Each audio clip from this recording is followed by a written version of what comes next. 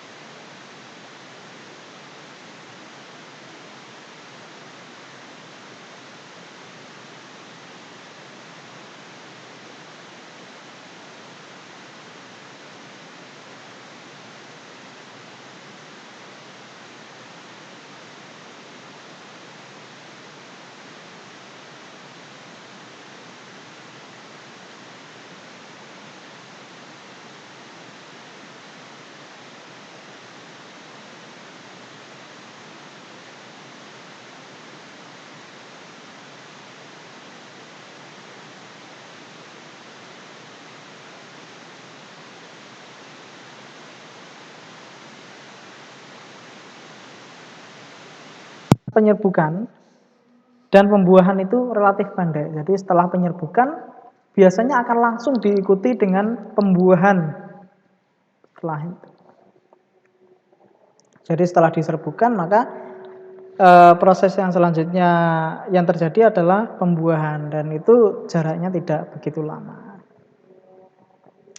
Kemudian adanya pembuahan ganda. Nah, akan kita bahas setelah ini ya. Kemudian reproduksi secara generatif dan vegetatif. Kalau generatif adalah melalui pertemuan gamet sehingga menghasilkan biji, dan vegetatif bisa beraneka ragam misalnya dengan tunas, dengan akar tinggal atau rizoma dan lain-lain. Banyak sekali cara reproduksi secara vegetatif dari tumbuhan itu.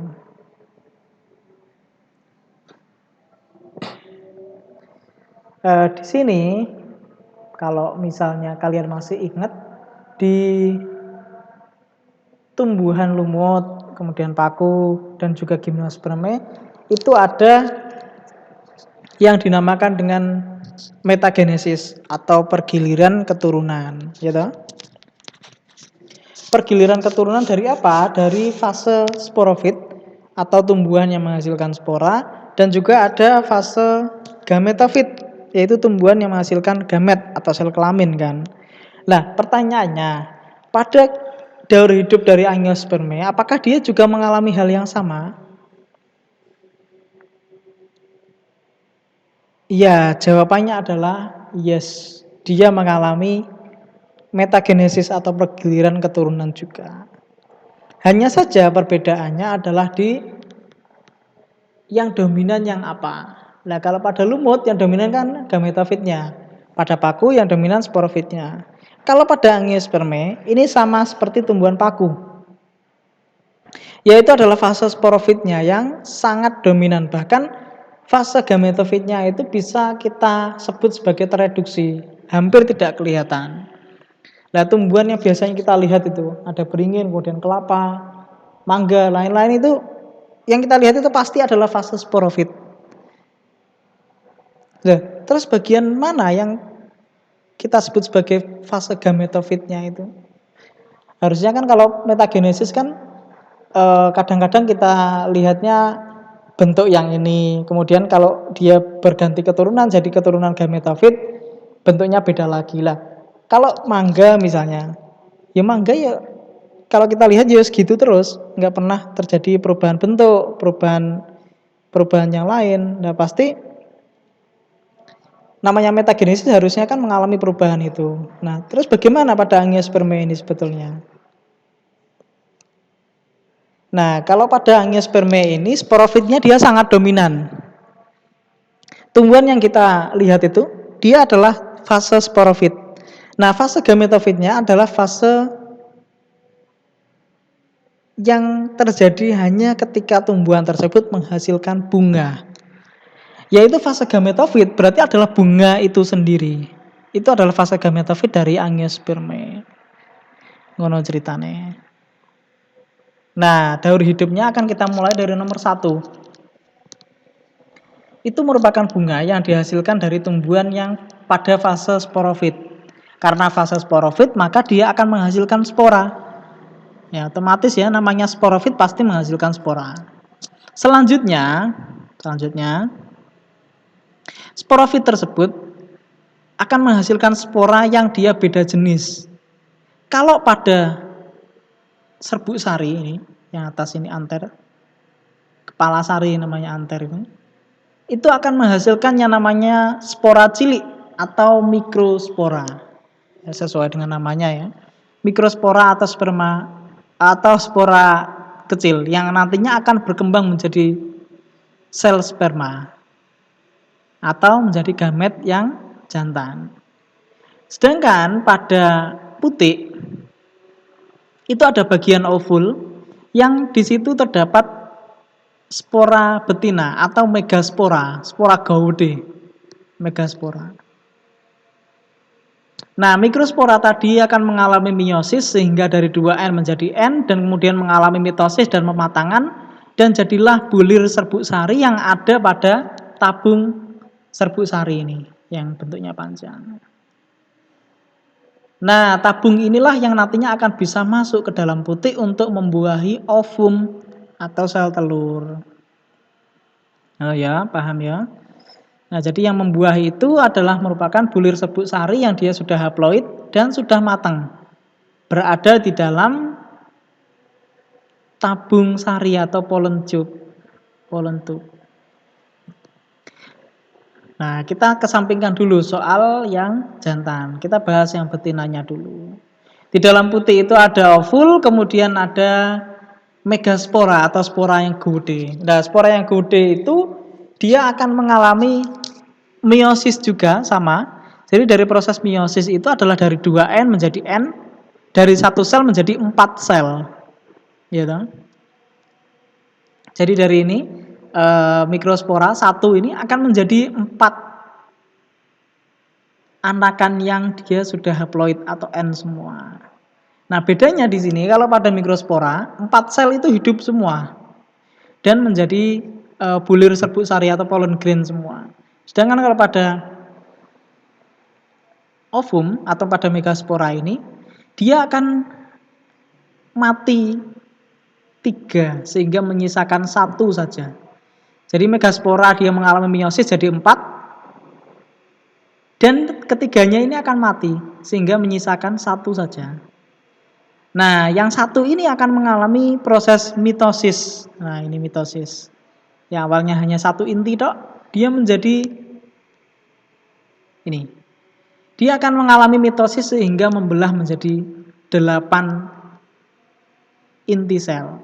Nah, pembelahan pada megaspora ini sangat unik karena pembelahan selnya yang seharusnya pembelahan sel itu kan pasti diikuti dengan pembelahan sitoplasma kan. Kan sel kan punya sitoplasma. Nah, kan punya bagian inti sel, punya bagian sitoplasma. Nah, seharusnya pembelahan sel kan pembelahan inti sel juga pembelahan sitoplasma. Tapi kalau pada putih ini kasusnya dia tidak diikuti dengan pembelahan sitoplasma. Jadi hanya inti selnya tok yang membelah. Nah, kasus ini atau peristiwa inilah yang dinamakan dengan karyokinesis. Pembelahan inti sel tanpa diikuti dengan pembelahan sitoplasma. Sehingga ada 8 sel di situ, bisa kalian lihat. 3 sel ada di ujung ini, 3, dan 2 sel ada di tengah. Nah, 3 sel yang ada di pintu itu yang paling tengah, yang paling gede ini namanya adalah sel ovum yang nantinya akan jadi embrio. Dan 2 sel yang mendampingi namanya adalah sel sinergit. 1, 2, yang tengah ovum.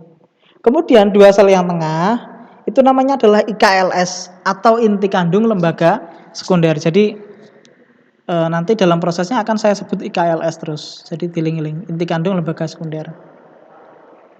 Dan yang 3 di ujung itu namanya adalah antipoda. Selanjutnya setelah dia mengalami mitosis 3 kali itu atau karyokinesis 3 kali itu, bisa dikatakan bahwa putih ini loh sudah matang. Maka siap untuk dibuahi oleh serbuk sari yang sudah matang juga tadi kan. Nah, serbuk sari ini ketika masuk ke dalam ke dalam putih, dia akan bisa memanjang ini. Ya, ini tubnya itu bisa memanjang sampai ke dalam sini. Nah, ketika masuk ke sini, dalam prosesnya yang awalnya ini hanya 1 sel saja, 1 inti sel, dia akan membelah menjadi 3 inti sel. Kalau ini ada 8, kalau ini ada 3. Nah, yang 3 itu apa saja? Yaitu yang pertama ada inti sel yang dia vegetatif, jadi tidak bisa kita katakan tidak mengalami proses apapun di sini. Kemudian ada inti sel generatif 1 yang tengah dan ada inti sel generatif 2. Proses yang selanjutnya terjadi di sini, inti sel generatif 1 ini dari bulir serbuk sari itu akan membuahi ovum dan jadilah zigot. Itu adalah merupakan pembuahan pertama. Pembuahan yang kedua terjadi antara IKLS, inti kandung lembaga sekunder yang jumlahnya 2 sel ini, dengan inti sel generatif 2. Itu adalah pembuahan yang kedua. Nah, pembuahan yang pertama tadi menghasilkan embrio atau cikal bakal tumbuhan. Dan pembuahan yang kedua antara inti sel generatif 2 dengan IKLS itu akan menghasilkan yang dinamakan dengan endosperm dan juga kotiledon yang nantinya akan berkembang menjadi cadangan makanan pada biji.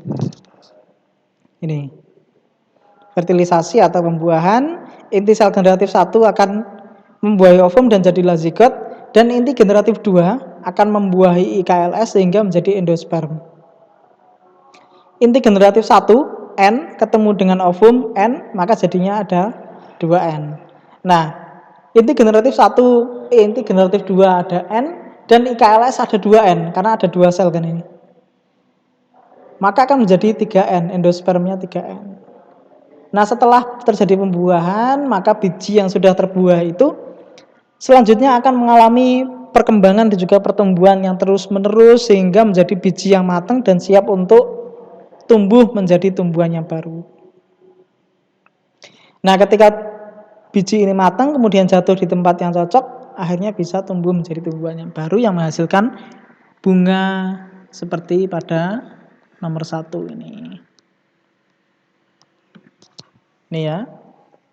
Ada 2 inti spermnya, ada inti generatif 1, inti generatif 2.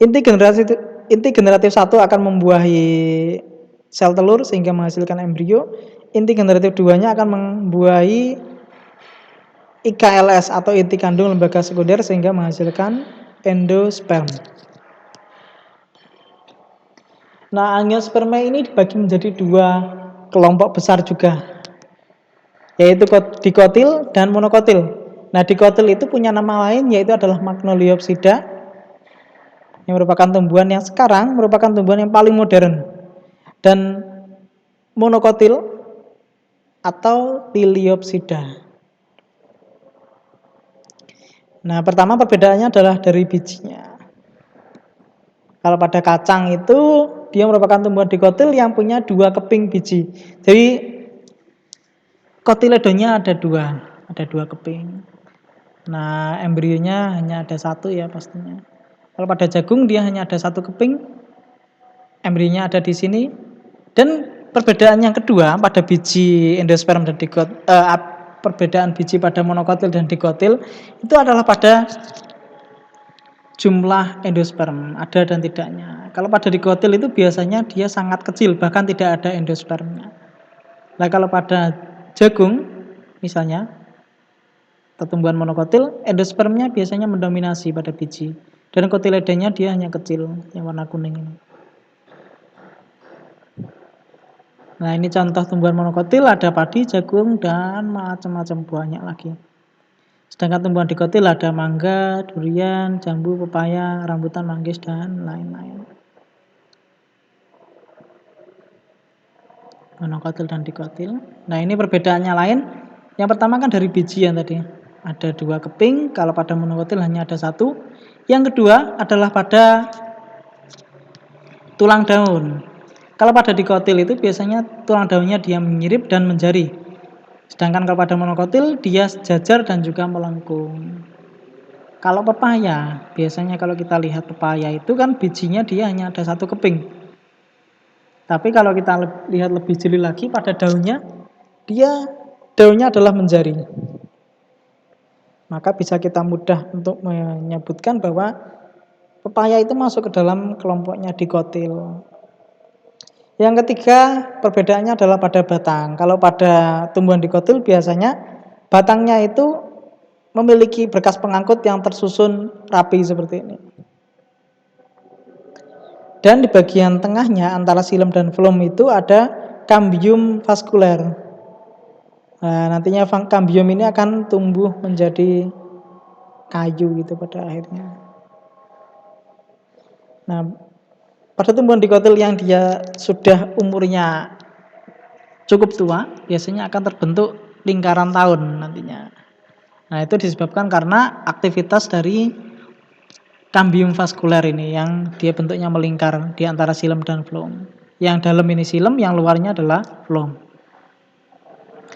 Yang ketiga, ini kalau pada monokotil berkas pengangkutnya dia tersebar, jadi tidak ada lingkaran yang menyatukannya sehingga dia tersebar bentuknya. Kalau kalian lihat pada rumput, kemudian pada tebu atau pada jagung, itu pasti berkas pengangkutnya tidak ada lingkaran seperti ini. Perbedaan yang keempat adalah pada bunganya. Bagian bunga pada tumbuhan dikotil itu jumlahnya adalah kelipatan 2, 4 atau 5. Nah, bisa 2, 4 atau 5 atau misalnya 4, kemudian 10, kemudian 12. Nah, itu merupakan bunga dari tumbuhan dikotil. Nah, bagian bunga itu apa saja? Bisa seperti kayak mahkota bunga. Ini mahkota ya. Yang biasanya warnanya bermacam-macam, itu warnanya ungu, kuning, itu adalah merupakan mahkota. Nah, bagian yang berada di bawahnya yang lebih kecil dan lebih keras itu adalah kelopak bunga.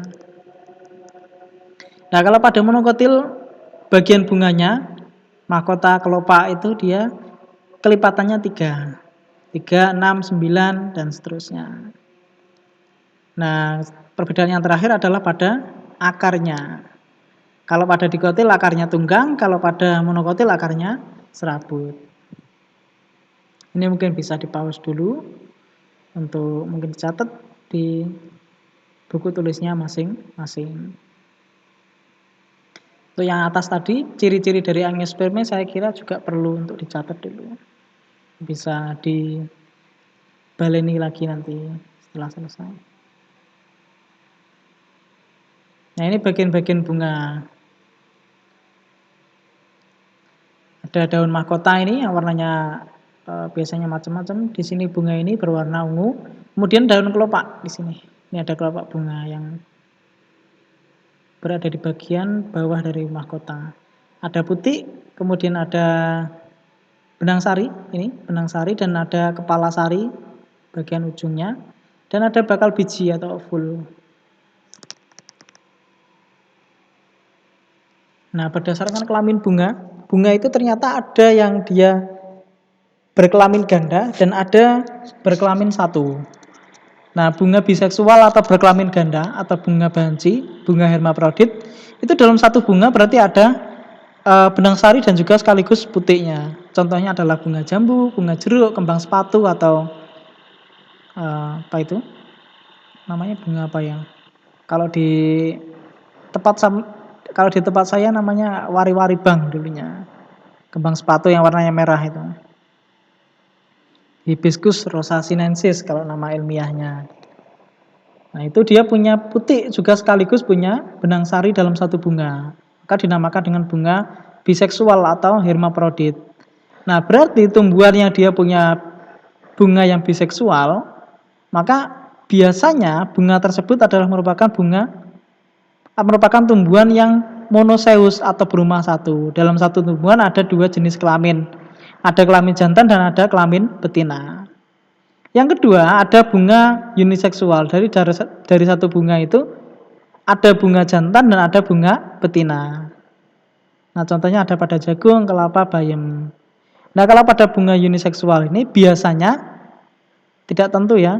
Jadi ada tumbuhan yang dia bunganya uniseksual dan dia diseus atau berumah 2. Ada tumbuhan jantan yang menghasilkan bunga jantan, ada tumbuhan betina yang menghasilkan bunga betina. Tapi ada juga tumbuhan yang dia bunganya uniseksual, jadi hanya ada bunga jantan dan bunga betina, tapi dalam satu tumbuhan itu ada 2 jenis bunga tersebut. Nah, berarti dia juga termasuk monoseus atau berumah satu, karena dalam satu tumbuhan ada 2 jenis kelamin. Nah, ini kelompok-kelompok atau suku-suku pada monokotil dan dikotil akan kita bahas di pertemuan selanjutnya. Selamat belajar. Saya akhiri. Wassalamualaikum warahmatullahi wabarakatuh.